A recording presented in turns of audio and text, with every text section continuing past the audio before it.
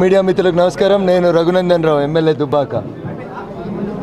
Graduates MLC ఎన్నికల సందర్భాన్ని పురస్కరించుకొని ఈరోజు నల్లగొండ జిల్లా నకరేకల్లో ఏర్పాటు చేసినటువంటి భారతీయ జనతా పార్టీ నాయకులు కార్యకర్తల సమావేశంలో పాల్గొనడం జరిగింది.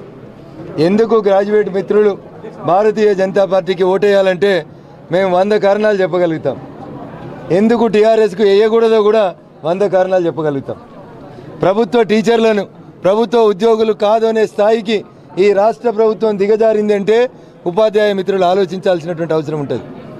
అధికారంలోకి వచ్చి రెండోసారి అధికారంలోకి వచ్చి నాటి నుంచి ఈ రోజు దాకా కనీసం ప్రభుత్వ ఉద్యోగులకి పీఆర్సీ ఇవ్వలేనంత స్థాయికి దిగజారిపోయింది అంటే ఈ రాష్ట్ర ప్రభుత్వానికి వ్యతిరేకంగా, టీఆర్ఎస్ పార్టీకి వ్యతిరేకంగా గ్రాడ్యుయేట్ మిత్రులందరూ కూడా ఓటేయాల్సిన అవసరం ఉంది.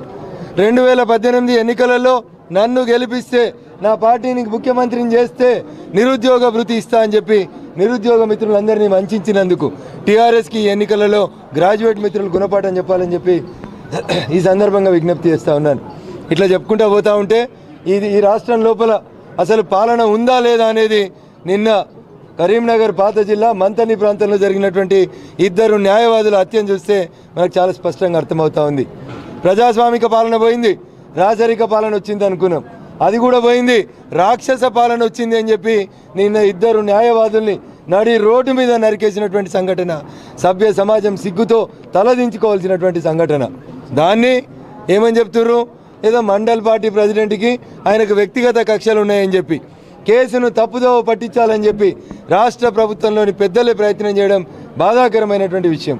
చనిపోయినటువంటి న్యాయవాదులు 2 కూడా రాష్ట్ర ప్రభుత్వానికి వ్యతిరేకంగా, టీఆర్ఎస్ ఎమ్మెల్యేల భూ ఆక్రమణలకు వ్యతిరేకంగా పిలిచివేసి కొట్లాడి దేవుడి మాన్యాలని కాపాడిన పాపానికి ఆ దేవుని దగ్గరికి వాళ్ళని పంపించేందుకు రాష్ట్ర ప్రభుత్వం కుట్ర చేసింది.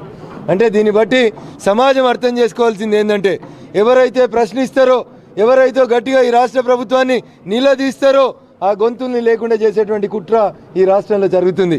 కాబట్టి న్యాయవాద మిత్రులందరూ కూడా ఈరోజు జరుగుతున్నటువంటి ఎమ్మెల్సీ ఎన్నికలలో మాకే ఓటేయాలి. ఈ రకంగా చెప్పుకుంటూ పోతే 100 కారణాలు ఉన్నాయి. ఇప్పటికైనా రాష్ట్ర ముఖ్యమంత్రి గారు జన్మదిన వేడుకలలోంచి బయటకు వచ్చి నిన్న పట్టపగలు నడి రోడ్డు మీద జరిగినటువంటి 2 న్యాయవాదుల హత్య పైన సిట్టింగ్ న్యాయమూర్తి చేత విచారణకు ఆదేశించాలని చెప్పి విజ్ఞప్తి చేస్తూ ఉన్నాం. అది వీలు పడదు అని అనుకుంటే, మాకు చేత కాదు అని అనుకుంటే తెలంగాణ పోలీసులు ఫ్రెండ్లీ పోలీసే చేస్తారు. అన్ని సీసీ కెమెరాలు ఉన్నాయి, కానీ మేము హత్య జరిగిన తర్వాతనే వస్తామని చెప్పదలుచుకుంటే, అయ్యా ముఖ్యమంత్రి గారు, మీ డీజీపీ గారికి ఆదేశాలు ఇచ్చి సిబిఐ విచారణ కోరండి, నిజాలు బయటికి తీసుకురండి, ప్రశ్నించే గొంతులని గొంతు నొక్కొద్దని చెప్పి రాష్ట్ర ప్రభుత్వానికి విజ్ఞప్తి చేస్తా ఉన్నారు.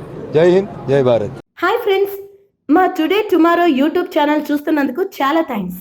మరిన్ని లేటెస్ట్ వీడియోస్ కోసం వెంటనే సబ్స్క్రైబ్ చేయండి.